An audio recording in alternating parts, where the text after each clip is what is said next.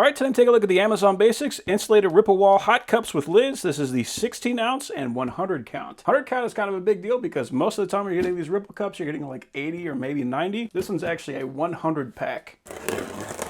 Okay, look at that. So we got a ton of them in here. All right, cool. So right under the stack, we've got our lids. These have a very nice ripple texture to them, so they're going to feel great in the hand. They're going to feel a lot nicer than the ones you're going to get from even like those coffee shop stores. They got a fairly decent looking design on them. You know that you're not getting a super cheap cup when you got this thing in your hand. Like, it feels good, it looks good. This is a very nice cup. The lid does properly have 2 holes, and it's a good fit. So yeah, that is a very nice cup.